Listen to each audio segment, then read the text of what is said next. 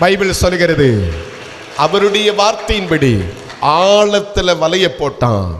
ஆமா, திருப்பி அவன் எடுக்கும்போது அவன் நினைச்சிருப்பான், நேத்த மாதிரி ஆமென் கடந்த நிமிஷங்களை மாதிரி நான் ஒருவேளை வெறுமையா இருப்பனோ அப்படின்னு நினைச்சிருப்பான்.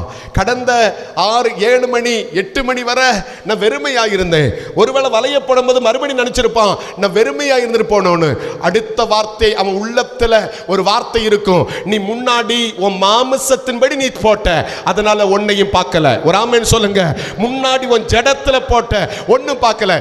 இப்போ நீ வலை போடுவது ஒரு ஜீவனுள்ள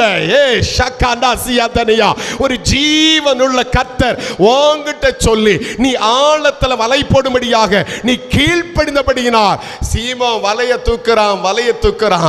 அவன் இதுவரை பார்க்காத நிலையில அவன் வலைய கட்ட நிரப்ப தொடங்கினார். ஒரு ஆமென் சொல்லுங்க பார்க்கலாம்.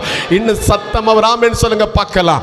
அப்போ வார்த்தையை கேட்பதற்கு முன்பாக வர வலை வெறுமையா இருந்துச்சு, படகு வெறுமையா இருந்துச்சு. ஒரு வார்த்தை உள்ளுக்குள்ள வந்த போது, ஒரு வார்த்தையின்படி தன்னை ஒப்பு கொடுத்த போது, ஒரு வார்த்தையின்படி தன் கீழ்ப்படிந்த போது அவன் வாழ்க்கையை மாற்றுகிற ஒருவர் அவன் உள்ளத்தில் இருக்கிறார். எத்தனை பேர் கையை உயர்த்தி ஒரு ஆமென் சொல்ல போறீங்க?